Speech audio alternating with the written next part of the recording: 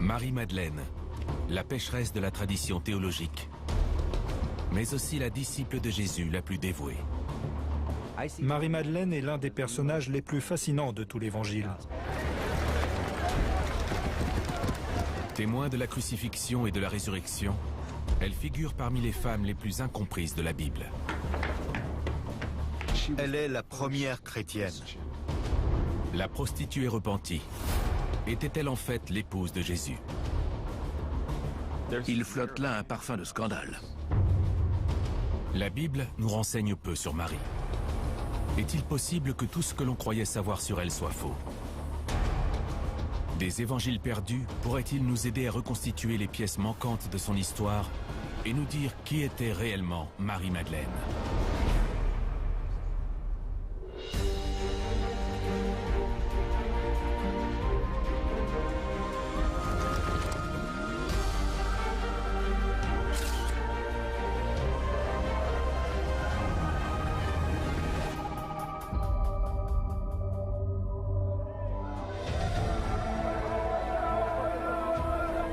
Aujourd'hui, Marie-Madeleine est vénérée par de nombreux chrétiens pour l'amour compassionnel qu'elle portait à Jésus.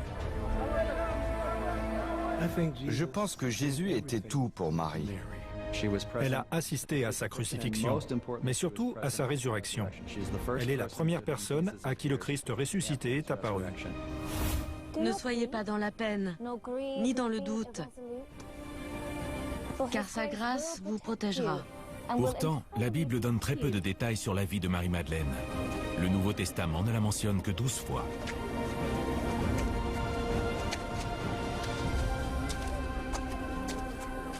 Marie-Madeleine est remarquable. Il y a très peu de mentions d'elle dans les évangiles, mais elles sont toujours au centre de l'histoire de Jésus et elles nourrissent notre imagination depuis des siècles.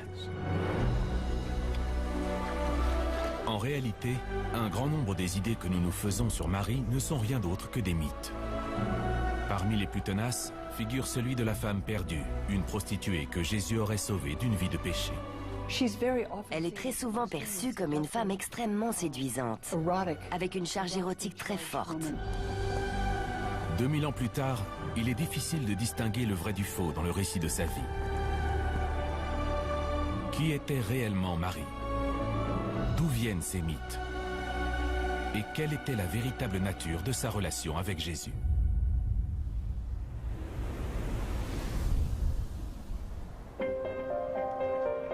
Le mythe selon lequel Marie était une prostituée vient d'un événement clé décrit dans l'Évangile selon saint Luc. Plantons le décor. Jésus est invité à déjeuner chez Simon le pharisien. Et une femme dans la ville, qui était une pécheresse, ayant appris qu'il était à la table de la maison du pharisien, avait apporté un vase d'albâtre plein de parfums. La Bible nous dit qu'une pécheresse, une femme que l'on pense être une prostituée, vient rendre visite à Jésus. Va-t'en! Va-t'en! Sors d'ici! Jésus laisse entrer cette femme et la laisse lui oindre les pieds de parfum et donc le toucher. C'est ça la grande affaire. Il ne peut donc pas être un prophète ni un personnage messianique. Il ne laisserait jamais quelqu'un comme ça le toucher. Ses fidèles voient cette visite comme une provocation. Mais ce qui les choque encore plus, c'est la réaction de Jésus.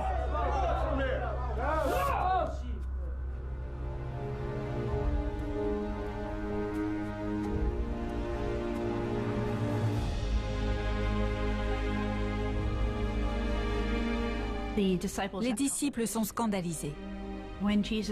Jésus les réprimande et leur dit qu'elle aussi a droit au pardon.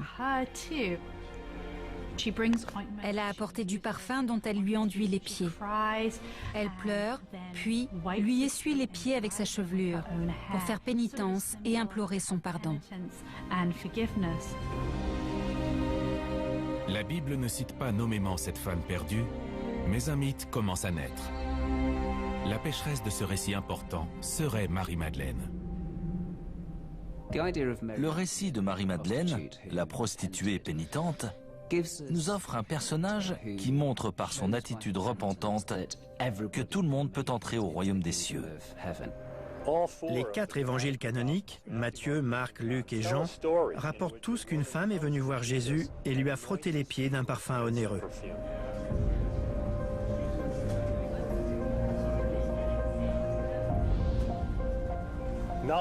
Aucun de ces 4 évangiles n'identifie cette femme comme étant Marie-Madeleine. Comment le nom de Marie-Madeleine a-t-il pu être associé à tort à cet épisode important du Nouveau Testament? La réponse se trouve 5 siècles plus tard. Cette erreur, nous la devons à cet homme, le pape Grégoire le Grand.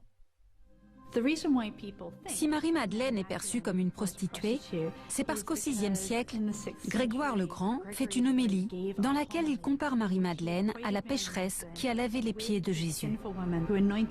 Et à partir de ce jour-là, les chrétiens ont commencé à penser que Marie-Madeleine était une prostituée.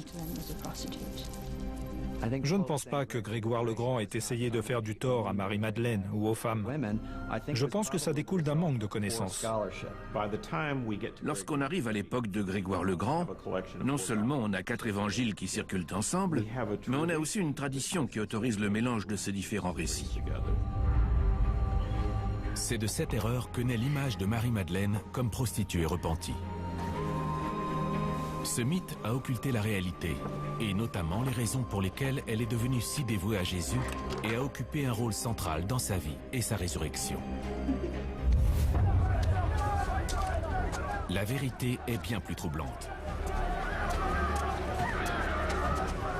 Ce que dit le Nouveau Testament, c'est que Marie est possédée par des démons, et Jésus la sauve.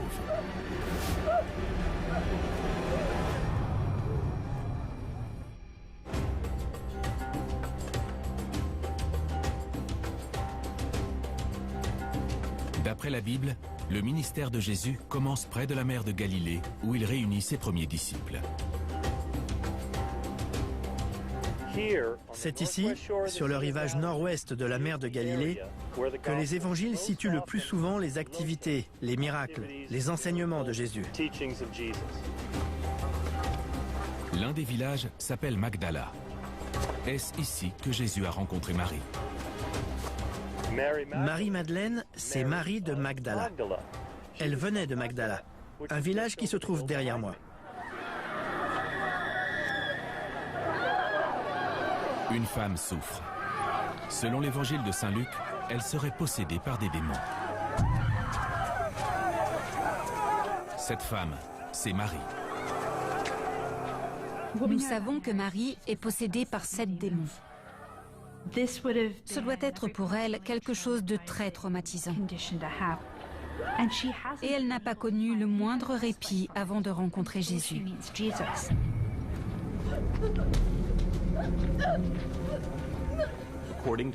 Selon la tradition évangélique, dans les cas particulièrement sévères de possession, Jésus demande aux démons de dire leur nom. Puis il exige, en les nommant, qu'ils quittent la personne.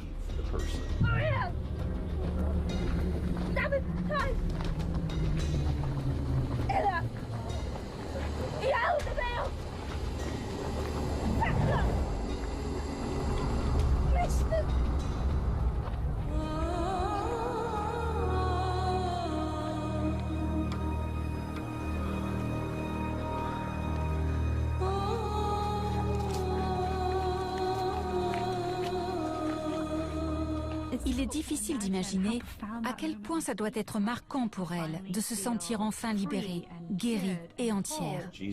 Jésus lui a rendu sa vie et elle lui est devenue entièrement dévouée.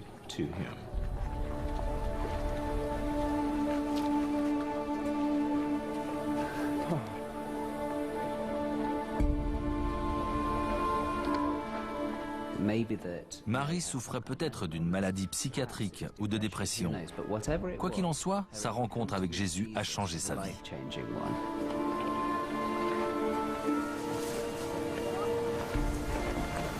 Elle suit désormais chacune des interventions de Jésus et fait partie des nombreuses femmes qui deviennent ses disciples.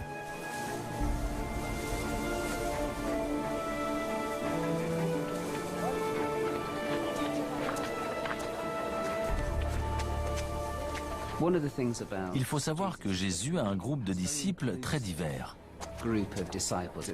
C'est un mouvement très ouvert et il comprend des femmes qui très souvent pouvaient se sentir marginalisées.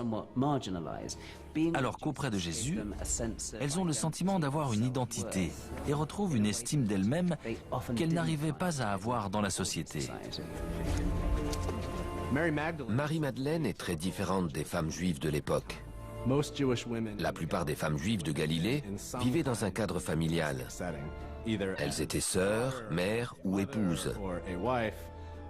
Le fait qu'elle suive un prêcheur itinérant et que son nom ne soit associé à aucun homme est très inhabituel.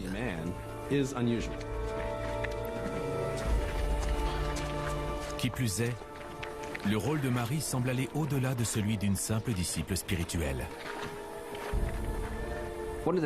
Entre autres choses, Marie a apporté au mouvement de Jésus une aide financière. Elle avait de l'argent. Elle faisait partie des femmes qui subvenaient aux besoins de Jésus pendant sa mission.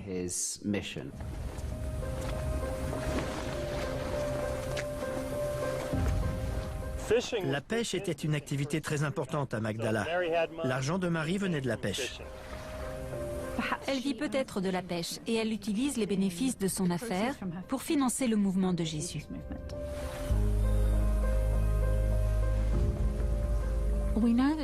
Nous savons que Jésus essayait de s'adresser aux femmes. Donc naturellement, il a dû chercher à s'entourer de femmes qui avaient de l'influence, qui avaient du crédit auprès des autres femmes.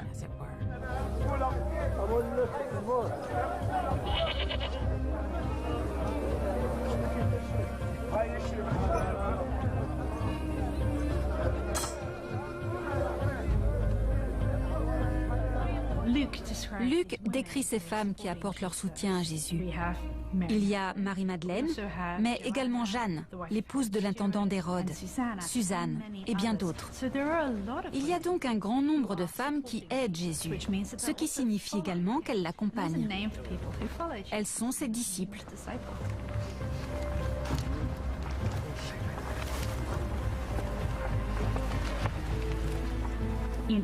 Lorsqu'on tient les cordons de la bourse, on a du pouvoir.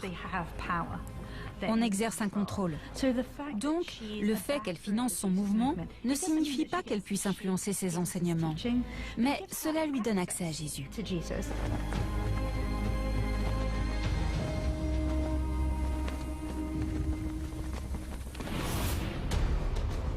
Marie suit Jésus pendant les nombreux mois où il prêche en Galilée.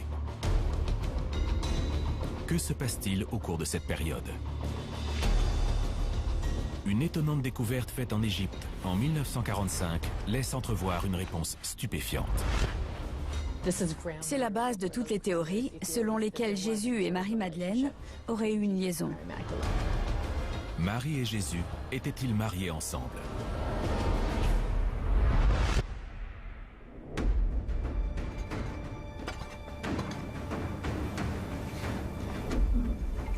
En décembre 1945, près du village de Nag Hammadi, en Égypte, un paysan fait une découverte étonnante.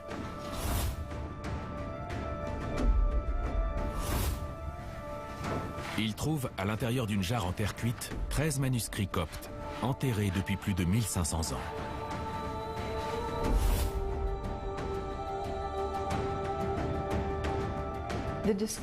La découverte de ces autres textes suggère que ce que nous appelons le christianisme ne représente qu'une petite partie de ce qu'étaient ces traditions.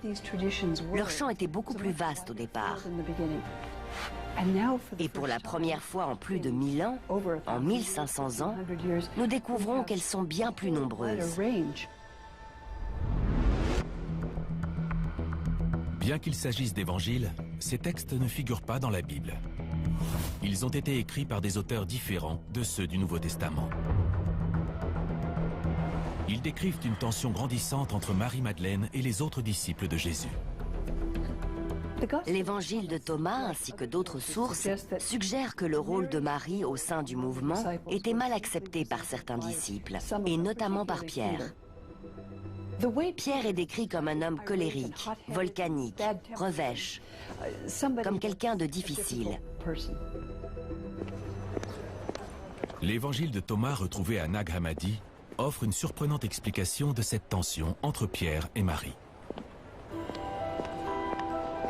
Nicolas Denzel-Lewis s'est rendu au musée copte du Caire pour consulter ces évangiles apocryphes. Une citation en particulier qui se trouve à la fin de l'évangile de Thomas nous donne des informations surprenantes sur la relation entre Marie-Madeleine, Jésus et les autres disciples. Il s'agit du dernier folio, le folio 51. On peut le voir? Très bien.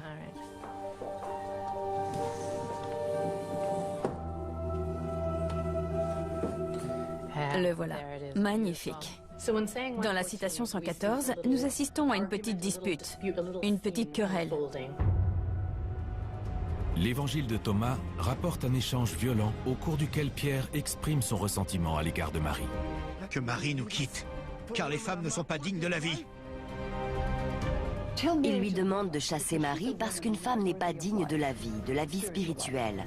Tout comme dans la tradition juive, on ne doit pas enseigner la Torah aux femmes.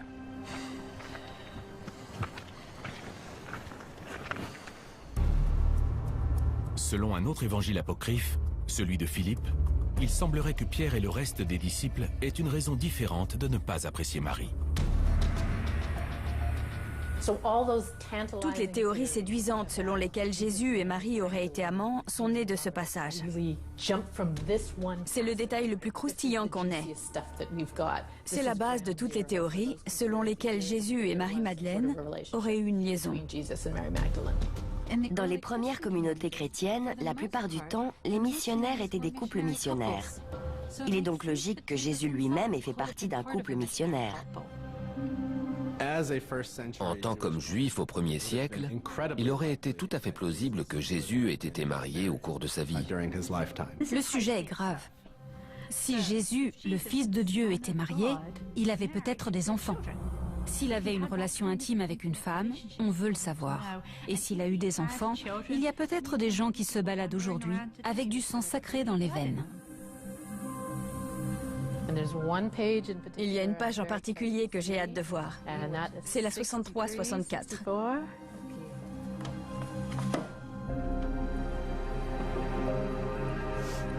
La voilà. Oui.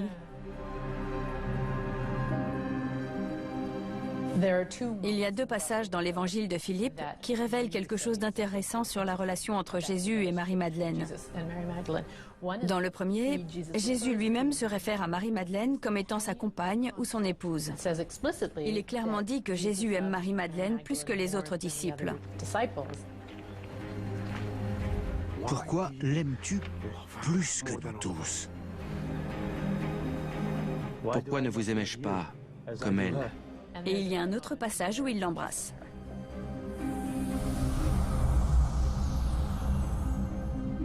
Il avait l'habitude de l'embrasser. Et puis il y a ce trou. Le texte est perdu. Nous ne savons donc pas où il embrassait Marie-Madeleine. Et il y a un trou justement à cet endroit-là. Que disait le texte? Que Jésus l'embrassait sur les lèvres? Ou était-ce un baiser moins osé, d'un caractère moins sexuel? L'embrassait-il sur le front, sur les pieds? Si vous avez aimé le roman Da Vinci Code de Dan Brown, vous vous souvenez de la scène où il cite l'évangile de Philippe. Jésus aimait Marie-Madeleine plus que les autres disciples et l'embrassait souvent sur la bouche. C'est à ce passage qu'il fait référence. Seulement, lorsqu'on voit le manuscrit, on s'aperçoit que ce n'est pas aussi clair. Même les évangiles retrouvés à Nag Hammadi ne comportent aucune preuve fiable que Marie et Jésus aient eu une relation amoureuse. Toutefois, ces récits apocryphes confirment ce que dit la Bible. Jésus et Marie étaient très proches. L'idée que les évangiles ne mentionnent pas la femme de Jésus, s'il en avait une, ne tient pas debout. Il est donc plus probable que Marie ait été une amie très proche, une disciple, mais pas son épouse. Ce que dit l'évangile de Philippe, c'est qu'il y a une relation privilégiée entre Marie-Madeleine et Jésus. Que Jésus tient plus à elle qu'aux autres disciples. Et c'est tout ce qu'il nous dit. Toutefois, Certains universitaires pensent que le texte de Nag Hammadi montre une réelle tension entre Marie et Pierre. Je pense que la tension qui est décrite dans ces textes non canoniques reflète réellement la tension qui existait entre Pierre et Marie.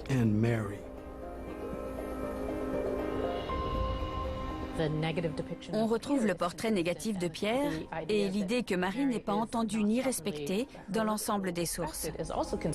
Ce qui pousse nombre d'entre nous à penser que cela pourrait reposer sur une vérité historique.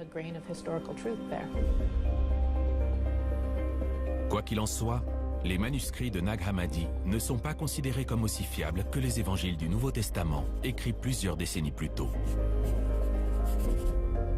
Les évangiles de Matthieu, Marc, Luc et Jean sont des documents du 1er siècle. Au tout début, le mouvement chrétien se cristallise autour de ces textes, et lorsque d'autres apparaissent, ils sont accueillis avec méfiance, et ils ne font pas autorité comme les 4 premiers. Ce que nous dit le Nouveau Testament, c'est que Marie est aux côtés de Jésus au moment de sa crucifixion. Marie-Madeleine, ainsi qu'une ou deux autres disciples, sont restés à ses côtés jusqu'au bout. Elles ne l'ont jamais laissé. Elles l'ont suivi de Galilée jusqu'à Jérusalem, jusqu'à la croix. C'est une disciple, une fidèle. Son engagement est entier.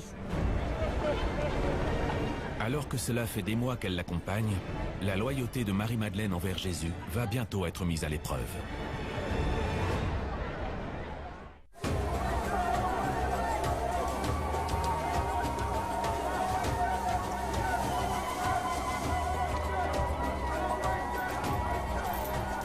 Quelques jours à peine avant de mourir sur la croix, Jésus emmène ses disciples à Jérusalem pour la Pâque juive.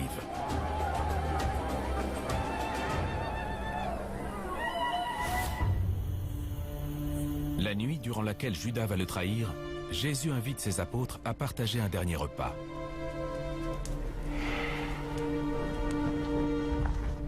Jésus doit faire ce repas dans le plus grand secret. Il ne veut pas que les autorités sachent où il se trouve, parce qu'il est très important qu'il finisse son dernier prêche et son dernier repas avant d'être arrêté violemment.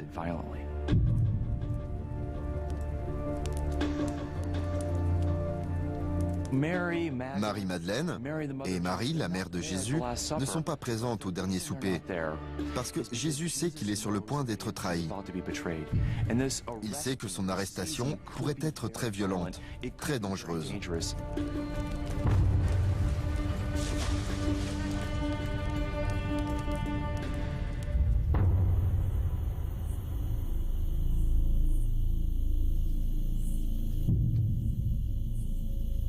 Après avoir été trahi par Judas, Jésus est arrêté, jugé et condamné par Ponce Pilate à être fouetté et crucifié.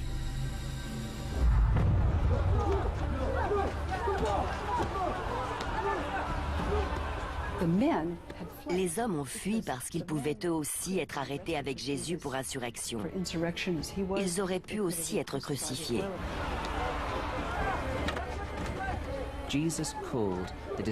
Jésus appelle ses disciples à le suivre, mais la plupart d'entre eux ne suivent pas Jésus au moment le plus important, c'est-à-dire sur le chemin de la croix.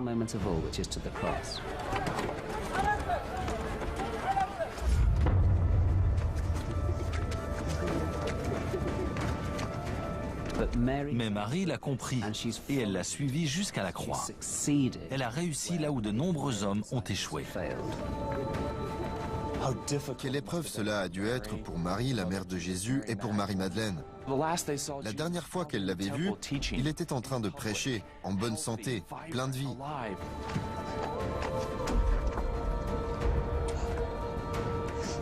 Cela en dit long sur l'engagement de Marie et des autres femmes, sur leur dévotion envers Jésus, sur leur volonté d'être avec lui dans cette épreuve.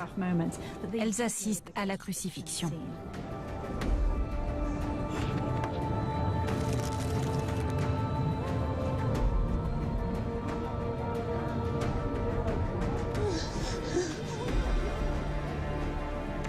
Je pense que Marie et les autres femmes ont montré qu'elles étaient prêtes à accompagner Jésus jusque dans la mort. Elles étaient là pour lui. Et elles ne savaient pas si elles auraient une vie après Jésus.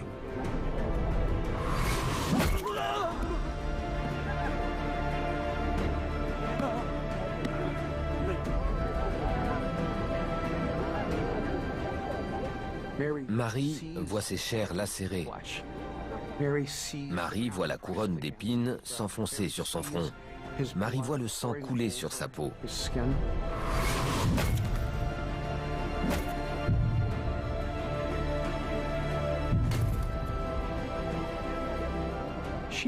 Elle entend ses cris. Elle ressent sa souffrance. Et elle sait que tout cela, c'est par amour.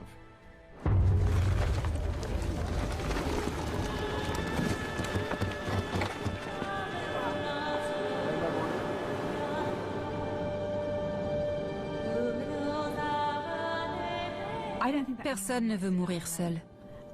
Et je sais que Jésus ne voulait pas mourir seul, parce que dans les récits de la crucifixion, il demande à Dieu pourquoi il a été abandonné. Donc, savoir que Marie et les autres femmes étaient présentes l'a certainement réconforté. Cela doit être réconfortant de savoir que, lorsqu'on a été abandonné, il y a encore des personnes qui tiennent à nous.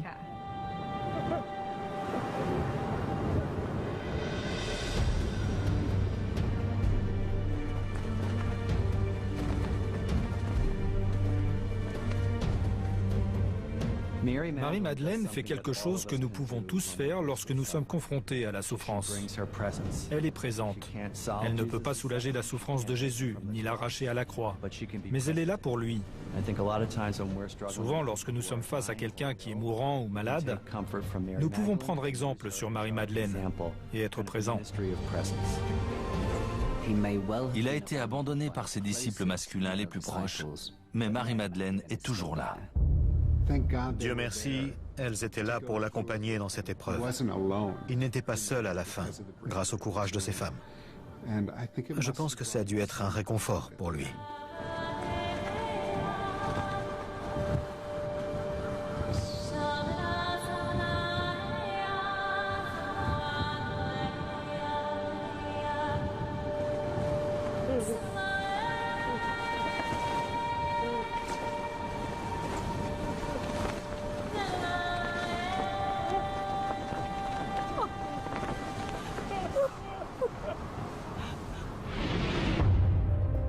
La profonde affection de Marie-Madeleine pour Jésus ira au-delà de sa mort.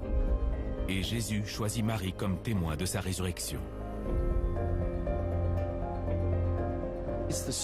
À cet instant extraordinaire où elle entend celui qu'elle aime dire son nom, elle reconnaît immédiatement Jésus.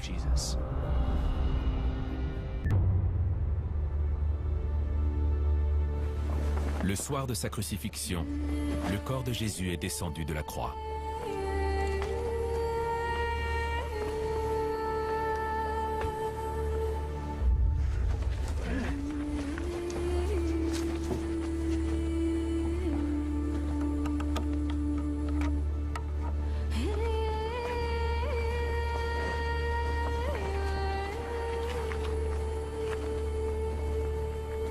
Il est déposé dans un tombeau, enveloppé d'un simple linceul.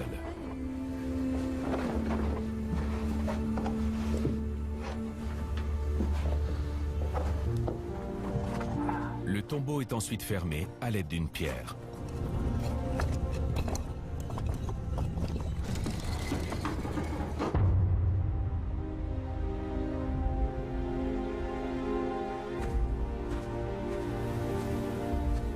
Deux jours plus tard, le dimanche matin, Marie se rend au tombeau de Jésus. Marie-Madeleine se rend au tombeau parce que le sabbat est terminé. Elle n'a pas pu y aller pendant toute la durée du sabbat pour prendre soin du corps, conformément à la coutume juive. Le fait qu'elle veuille continuer à l'aimer en prenant soin de sa dépouille montre clairement qu'elle pense qu'il est vraiment mort. Procéder à l'onction de Jésus et pleurer sa mort sont une étape essentielle de son travail de deuil.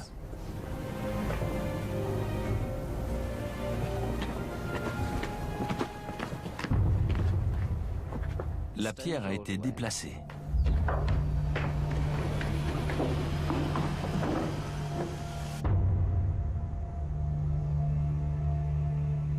Et le corps a disparu.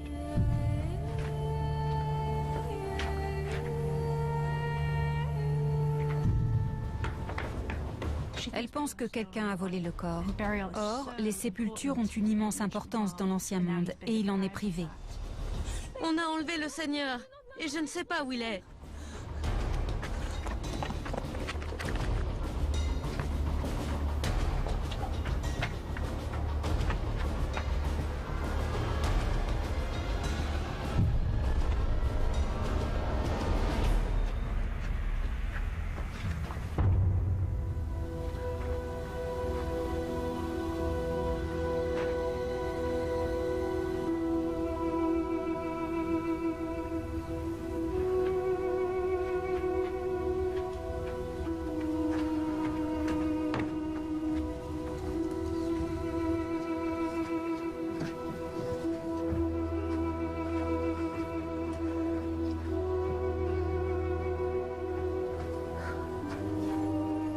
Elle regarde de nouveau à l'intérieur.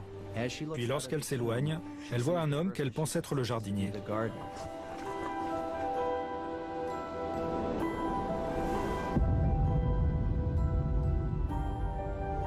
Seigneur, si c'est vous qui l'avez emporté, dites-moi où il est, que je puisse le reprendre.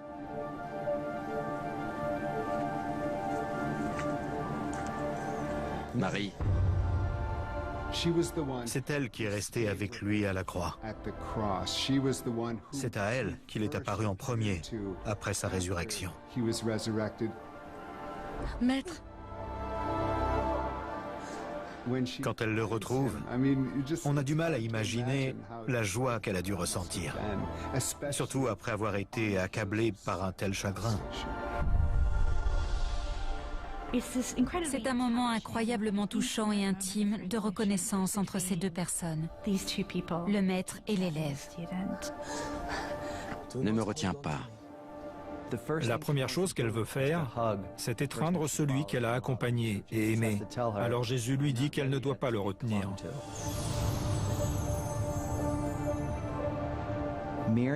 Marie-Madeleine est la première à qui le Christ ressuscité apparaît. Elle a donc une immense importance dans le christianisme. Pendant 1 heure ou 2, Marie-Madeleine est la seule personne à savoir que le Christ est ressuscité. Donc Marie-Madeleine représente l'Église.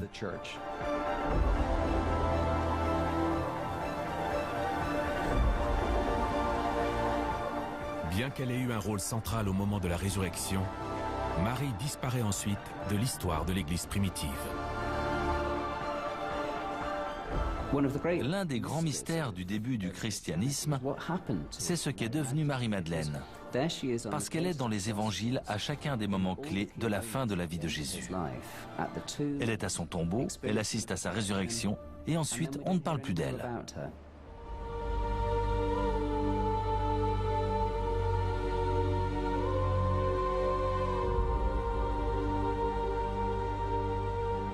On ne sait pas ce qu'est devenue Marie-Madeleine après la résurrection. Elle semble disparaître de l'histoire de l'Église primitive.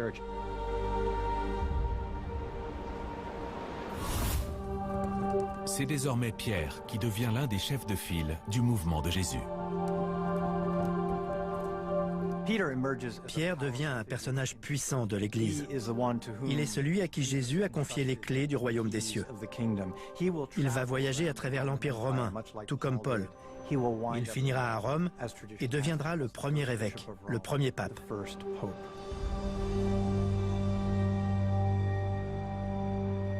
Marie-Madeleine n'est plus connue que comme cette prostituée repentie.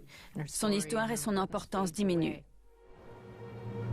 Plusieurs siècles plus tard, la découverte d'un autre texte historique fournit une piste séduisante quant à ce qu'il a pu advenir de Marie-Madeleine après la résurrection. En 1896, un érudit allemand fait l'acquisition d'un livre ancien. L'ouvrage se trouve dans le musée égyptien de Berlin jusqu'à ce qu'il soit enfin publié en 1955. Il s'agit de l'Évangile de Marie.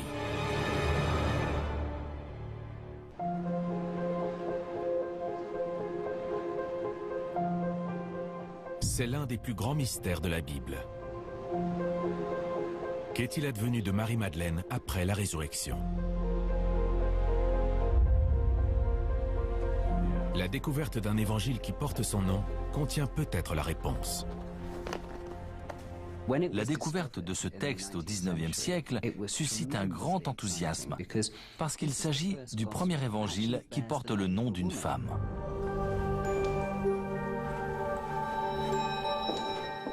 Nicolas Denzel-Lewis a fait le voyage jusqu'à Berlin pour le voir. C'est un document extrêmement important. J'ai hâte de le voir pour la première fois. La boîte va être ouverte.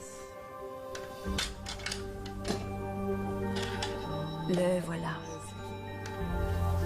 Regardez. Il reste si peu de pages de ce qui fut jadis un long texte. Oui. Oui.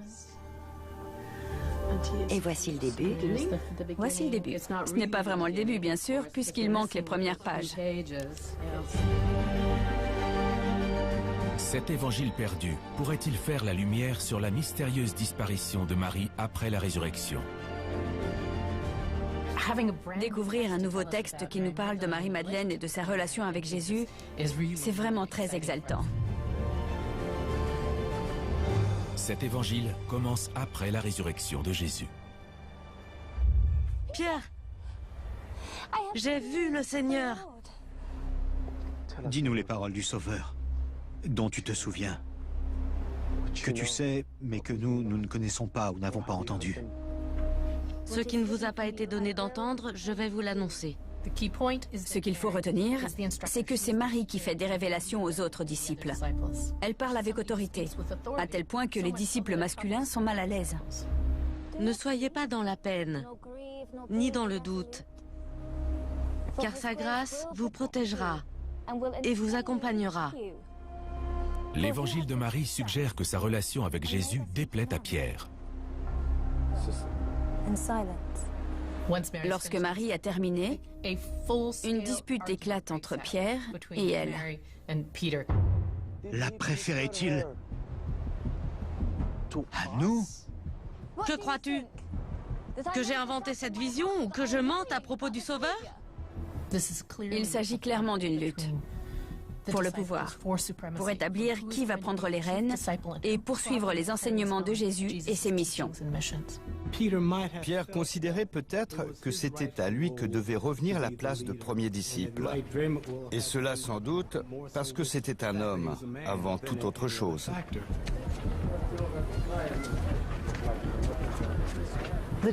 Ce qui ressort de cet évangile, c'est que le rôle de premier disciple revient à Marie plus qu'à Pierre, et que c'est elle qui devrait prêcher, comme les hommes.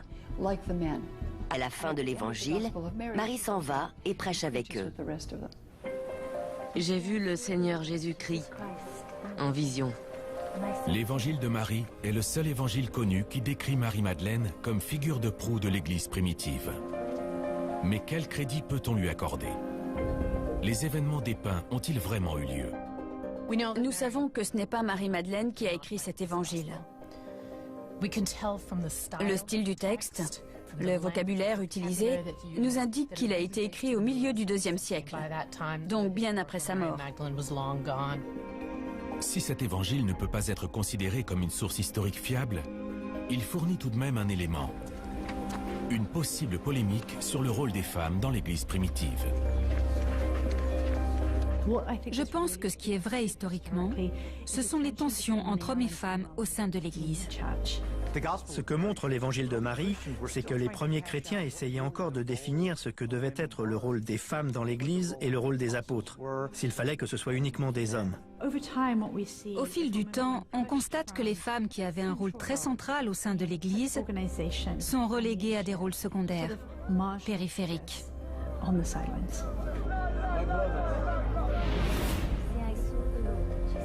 Si l'évangile de Marie ne peut pas être considéré comme un récit fiable, Où peut-on trouver une autre explication au fait que Marie-Madeleine disparaisse de l'histoire de l'Église primitive? Lorsqu'on pense à Marie-Madeleine, très souvent, on imagine une femme séduisante, à la chevelure ondoyante, à peu près du même âge que Jésus et indéniablement très belle. Mais ce n'était peut-être pas le cas. Marie-Madeleine était-elle bien plus âgée? L'image que nous nous faisons d'elle depuis plus de 1500 ans est-elle complètement fausse? Il est possible que ce soit une riche femme d'affaires indépendante. Elle a peut-être la soixantaine. Elle a travaillé dur et sur la fin de sa vie, elle s'intéresse à la spiritualité, au développement spirituel. Je pense que Marie-Madeleine était sans doute une femme riche. Je pense que c'était une femme âgée qui avait les moyens d'aider Jésus et de financer le mouvement de Jésus. Il est possible qu'elle n'ait pas survécu longtemps à Jésus, et c'est ce qui expliquerait qu'on n'en entende plus parler. C'est une hypothèse intéressante. Mais quelle que soit la vérité sur son âge, une certitude demeure. Jésus a tendu la main à cette femme possédée. Elle est devenue sa disciple la plus proche et un exemple pour tous ceux qui allaient lui succéder.